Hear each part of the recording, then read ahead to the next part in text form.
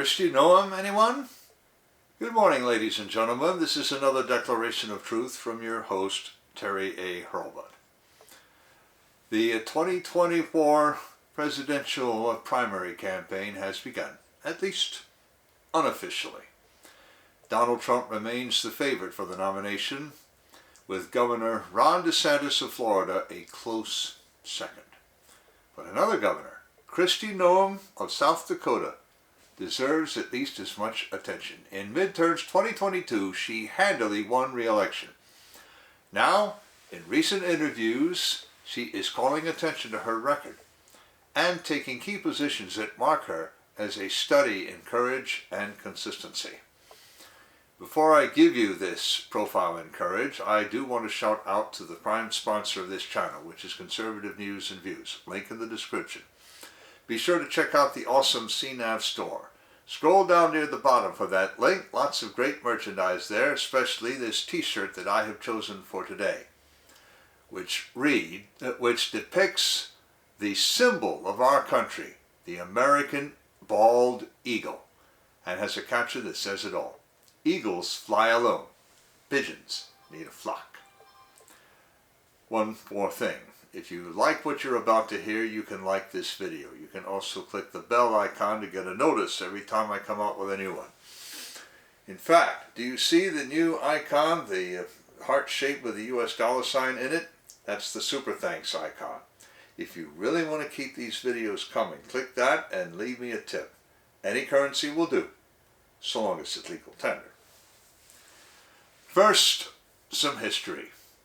In 2010, Kristi Noem unseated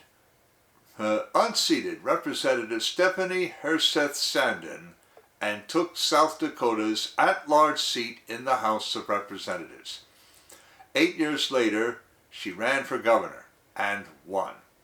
During her first year, she was just another conservative governor in a rock-ribbed Republican state, a state which, furthermore, had lost representation in the House since its admission to the Union.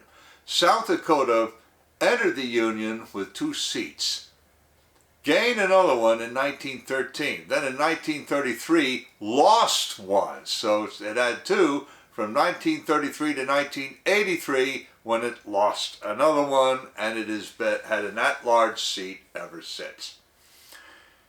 So, Kristi Noem was just another governor, but then, in March of 2020, came the declaration of the pandemic. You know of what.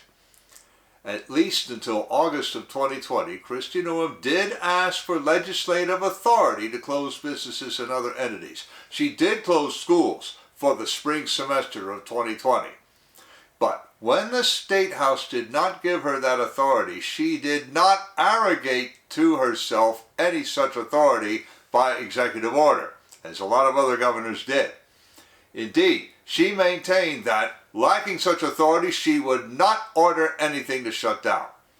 Bradley Dean hailed her decision to keep South Dakota open. In fact, she said the greatest thing any governor ever said during that whole affair. I quote, "When you have a leader overstep their authority in a time of crisis, that's really when you lose this country," unquote Kristi Noem, who further said that she had come to realize during conference calls with other governors and then President Trump that fear, not sober consideration of who was getting sick and who wasn't, was driving people's actions. Robert W. Peck, the head of the Constitution Party, also praised her for following the law and Constitution. In fact, he noted that she was the only governor to exercise that kind of forbearance. Her standout performance on the pandemic has won her kudos at home as well. Before I talk about her record and her stances on issues of national importance, stances she has backed up with action, I want to shout out to a sponsor who can really help you through the economic storms to come. That sponsor is oursilverlines.com. Do you feel like you're working harder for your money just to get by? You are not alone. The fluctuating economy, the employment issues, and unexpected changes in life have left many families struggling over the last few years. Collecting gold and silver can help shield you against many of these challenges. But if you're like me many years ago, you don't know where or how to start. Now, our Silver Lines helps by connecting you with thousands of members who are learning the secrets to creating and protecting true wealth by collecting precious metals. Whether you just want to collect rare and unique coins or take advantage of the business opportunities this company provides, either way, they can help you learn to live an exceptional life. Visit oursilverlines.com. Learn how you can build a legacy for your future. So, let's look at Kristi Noem's record. Today, she boasts that South Dakota is gaining population at 10 times the national average rate, according to Fox News. I checked that out with World Population Review, which I highly recommend as the authoritative source on population trends worldwide.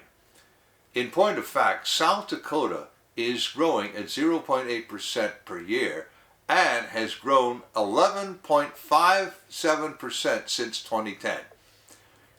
These are the 17th highest rates among the 50 states. The Biden administration has canceled the Independence Day fireworks at Mount Rushmore twice. Noem has fought a losing battle in the courts, but her voters give her points for trying. More recently, she pressed for legislation to forbid any practitioner to end a woman's pregnancy, except only to save that woman's life. Even while Justice Samuel A. Alito was writing his seminal opinion in Dobbs v. Jackson Women's Health Organization. The State House rejected one such bill in February 2022.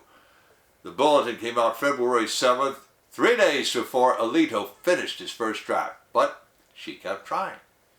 And when Dobbs came down, her state was ready. Now South Dakota means business, protecting life.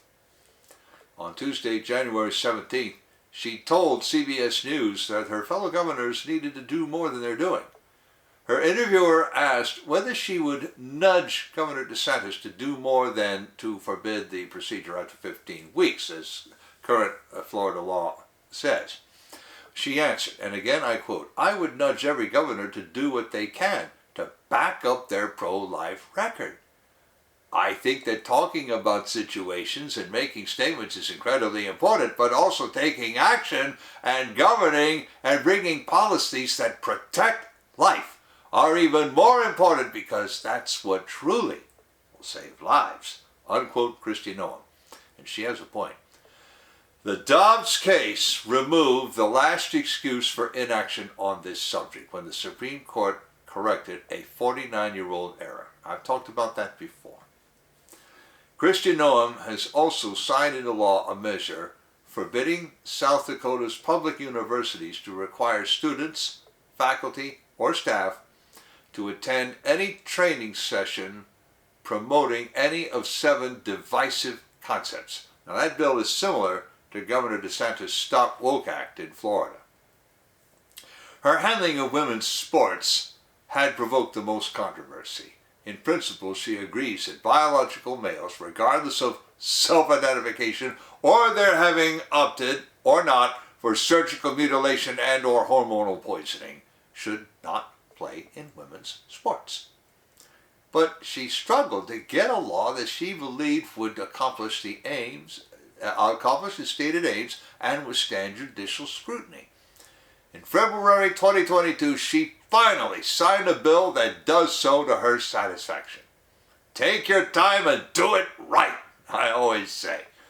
Now that she's become governor for another term, she will introduce the largest tax cut in South Dakota history. Again, I had to check that out. So I went to the Tax Foundation. They state that South Dakota has no income tax and already has the 4th lightest tax burden of all the states. Alaska, Wyoming, and Tennessee have lighter burdens.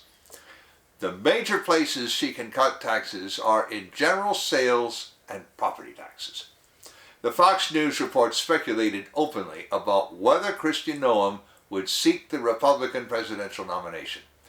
Trump remains in front, but some of his statements have lately caused concern among his staunchest allies. DeSantis' problem is that he shifted positions during the pandemic and tried to pretend that he didn't. In contrast, when Kristi Noem has said she would do a thing, she's done it. It might take a little time, but she gets it done, and done right. All things considered, she is likely to give Trump and DeSantis some tough competition, at least. In any case, she continues to set an excellent example for governors everywhere. Link in the description of the article to my Declarations of Truth Twitter account and to Conservative News and Views. I've also left links to the awesome CNAV Store and to our silverlines.com, as I also mentioned. You know already about how to like a video, turn on notifications, and leave a tip. And on the end screen, I'm going to give a subscribe link to my channel and links to at least one video about the Roe case, about what pro-lifers should do next, and about Governor DeSantis' sometime problems in Florida with the Stop Woke Act. This is Terry A. Hurlbut delivering another declaration of truth and reminding you to let the truth set you free.